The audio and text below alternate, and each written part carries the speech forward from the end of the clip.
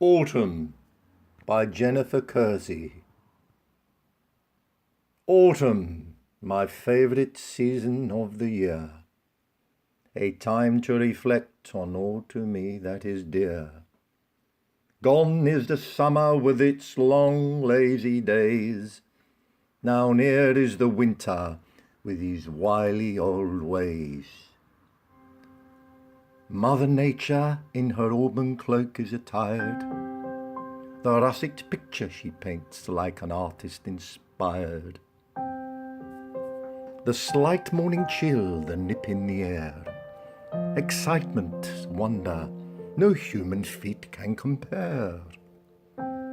Little gust playfully teased the leaves from the trees. Was it only yesterday they made fun of the breeze? Wild animals everywhere preparations do make for the long winter's sleep, no chances they take. The cosy evenings to be spent in front of the fire, no more summer recreations do I now desire. Neat piles of leaves into secluded corners blown, the remains of the harvests in early summers sown. In the wood nearby, of horse chestnut collecting memories unfold, crisp foliage underfoot now like a thick carpet of gold. Somewhere a bonfire burns and steadily consumes its autumnal feed. I know well the scent of these fumes. The sun makes its way in a low arc across the sky, migrating birds soon to hotter climes they will fly. Now is the time to dwell on things that are past, and to realize that nothing really ends or forever does last. Life rolls by, and unlike the seasons, we are mortal. But after the winter we'll withstand at spring's portal, ready again to blossom into eternal life anew, to play our part like the sun, the rain, and the dew.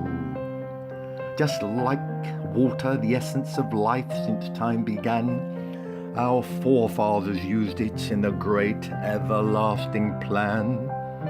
Like us, to bathe, quench our thirst, then disregarded it goes down the drain, and eventually into a river it flows. This very same water John used, the Christ, to baptize in the Jordan, then to the sea. It evaporated into the skies only to fall pure and refreshed from the heavens yet again. And to the good earth in its new form as rain. And so it has gone on, this cycle, for ages. 'Twill continue till the very last of life's pages. However, endless sunshine or showers would not be bliss. The passing of nature's seasons we all soon would miss. Yes, I do love autumn, my favourite time of the year. A time to reflect on all to me that is dear.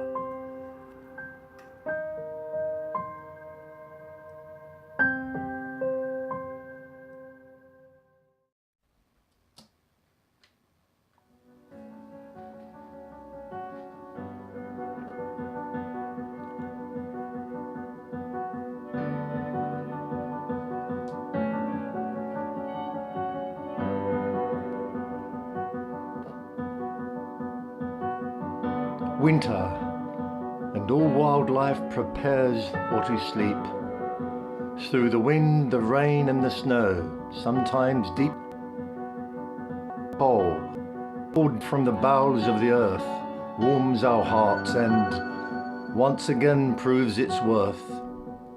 Logs stockpiled in autumn, stacked in rows neat, now help feed our fire, providing essential heat.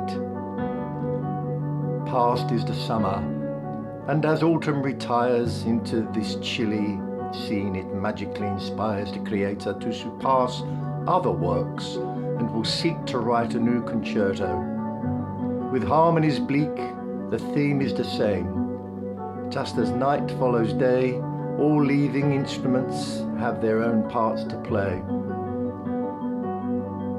In a wood of a crowded trees huddled together in an effort to combat the inclement weather, their branches like ghostly fingers, devoid of all flesh, ever reaching skyward, vying for space, intermesh.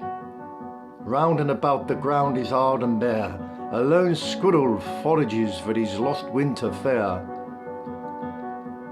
As bonfire night approaches, it's invariably damp.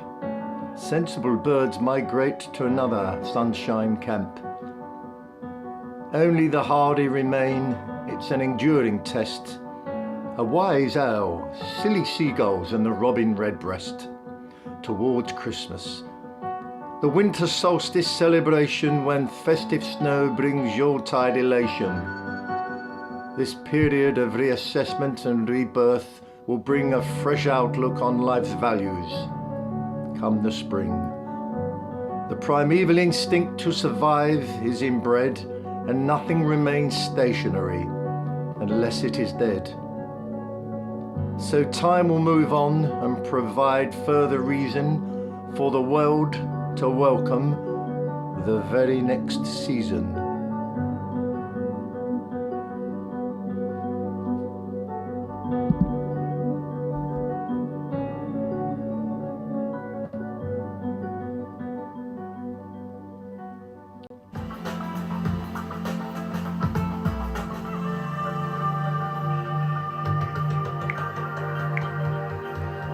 Spring is here. Just look around, see signs of indication. Mother Nature is donning her light coat in anticipation of summer, heralded long and of warmer climate to come. Souls refreshed and bodies by radiating rays of the sun. Despite man's war, wanton destruction and strife all around, myriad flora of all manner resolutely push up from the ground. All arrayed in simple beauty, yet of such splendour evoke, they do not engage in harm or their neighbours provoke. God's palette rich with colours, heavenly mixed in the blue, man never quite reaching the true diversity in depth and hue. Oh, that our condition was tinged with such basic humility. The daily aim of the flowers to just shine is their ability. Mortals can only ever be a poor reflection, even at best, of all that the Lord regularly offers us. And this is a test humans do fail. For, just as the flowers, in their innocent glory, as do the birds and beasts, who share this everlasting glory, show that financial value is nothing but hard endeavour wasted. Beauty and real wealth, seldom found, but often imitated. Yes, spring is here, all around, colour explodes in our lives, and we are reminded again that the continuous plan survives.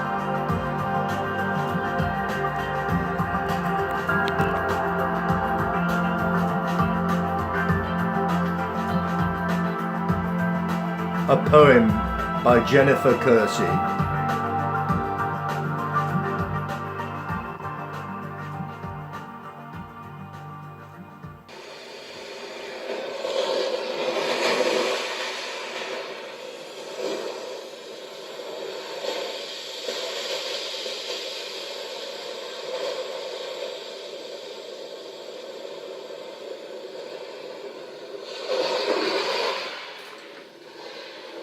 Titanic, a gracious lady.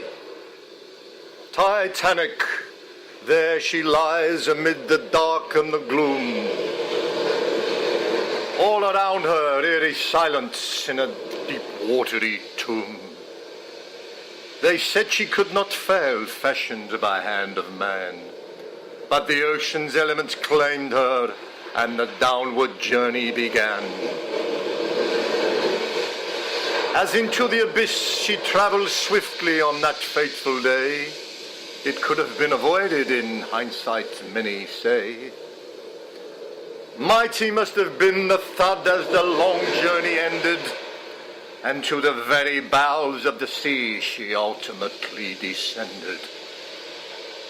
And so, with the last groaning breath of twisted metal, before the stillness and the quiet, the sediments did settle. Ne'er to grow old and jaded, as we left here to wither, the seas bade this princess in her youth, come ye hither. This sweet flower, seed of unrealistic human quest for perfection, on the ocean floor now doth rest. Cut down before she blossomed, thus unable to fulfill the promise set store. But for her time stands still, the sunshine briefly tasted, e'en though it was short. For on that day long, long ago, after leaving home port, she was already doomed. Life was slowly ebbing away. Soon she would be sleeping in a dark world where day never does dare venture, just dull, continuous night. Subsequent generations have been intrigued by the plight of the passengers, the master and crew at their station, as they realized the hopelessness of the whole sorry situation. Many tales of heroism and cowardice, both fiction and fact, have emerged, and from time to time, players will reenact on celluloid the fascination of tragic events that transpired. And the demise of this lady, once by the whole world admired, now discovered is her last resting place, and frozen in time. The remote camera and floodlight reveal grace and beauty, sublime the majestic boredom, where revelers once made merry, danced to the orchestra, ate lavish meals, drank finest sherry, is today like a sunken cathedral, so vast is this space, an enchanted cavern with a now profound ghostly face. The delicate chandeliers still hang there, but algae encrusted. To the eternal safeguard of the deep they have been entrusted. The notched stairways where one place to another hurried, her charges fortunate to make and reputations not to be sullied, and business engagements which were important at one time to keep. The craftsman's splendor is still there, though now served sleep. She effortlessly eclipsed others before no expense was reserved. Newly appointed with delicious grandeur, the legend well deserved. And deep inside her, where faceless men once endlessly toiled, shoveling fuel into her furnaces, more water to be boiled. The enormous vessel's appetites they strove valiantly to sate, unaware of events transpiring that would soon seal her fate. The steam piston engines with gargantuan stroke and bore, now reclining giants, their strength alas needed no more. The huge propellers that moved her assured, the waves over, too lie motionless, like huge submerged four-leafed clover. The gunwales, the bridge where the captain proud stood tall, have lain long far below, covered in this ancient maritime pall. She retains an aura, though the murky depths do enshroud her. Like a sleeping beauty, she patiently awaits, with not a stir, her prince to arrive, and with a kiss this maiden to awake. but this will never happen.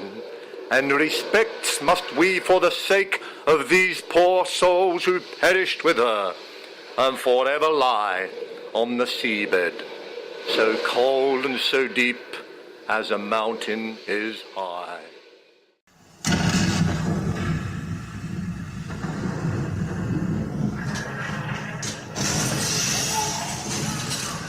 In a drawer, long forgotten, a dog-eared, faded photo, discarded lies. Amongst papers with all manner of documents and former contracted ties. The sepia colour slowly disappearing, dissolving back to original state before it was exposed to light and life, as was at some earlier date. The image is a soldier, and on the back is scribbled, a message to Mum. He looks so proud, she worries about her boy. The man overnight he has become. He gave everything for us, maybe even made the supreme sacrifice. Humans are such fickle beings, for our debts he paid the full price. His every moment, wretched heartache and pain, the futility of it all. Subsequent generations have squandered the results of his proud pull. Constant misery in the trenches, utter confusion of this, now his life, given so that others might have freedom from restrictions and strife. For those who never experienced this time of sheer extremes of emotion, the camaraderie, the sheer enormity of the task done with such devotion. He was scared, just like we all would be, and full of foreboding and woe. What was it, for he was just doing his duty, fighting an invisible foe. Slung into this alien existence he never wanted much, was still to do. One of the many who selflessly gave, even though his years were so few. Now, is he forgotten, and all that suffering he endured just for naught? Doing his bit for the cause in foreign fields he so gallantly fought. His act of bravery must never be diminished, despite what some would say. Freedom and the notion to have an opinion must be cherished every day. It does not just happen, or is a probity to be taken lightly. It cost much, so that we that are left must be eternally grateful with thanks, and as such. Honour real heroes who endured adversity, both in this land and afar, and won the right to stand free underneath that bright shining star. We will never forget. Ever.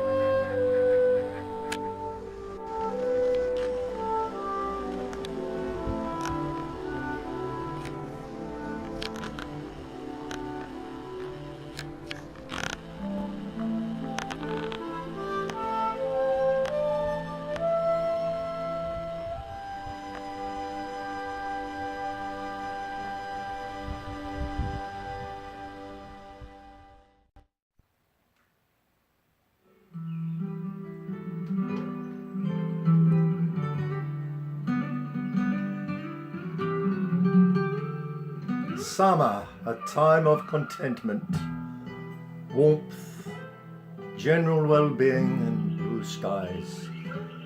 Long carefree days where hazy sunshine lifts our souls to new highs. Up in the heavens, jet planes exhaust streams gently crisscross, and cotton wool clouds aimlessly float like soft fluffy candy floss. Whilst far below Mother Nature, now completely awake on the ground, infant animal offspring reflect life beginning anew again all around from her long sleep. During the winter period, hibernation is now over. Trees and shrubs heavied with seed and luscious foliage, grass with clover. Despite this, clouds will sometimes cover the sun, causing weather broody and the resultant effect ever making humans feel depressed and moody. However, it is only temporary. Like all things, must eventually turn, and soon comforting rays will reappear brightly and quash all concern. Summer, a time to grow and later harvest crops from the good soil, to just enjoy being alive and savour in fall the fruits of our toil. For winter is always not too far away, just around the corner, biding time, patiently waiting.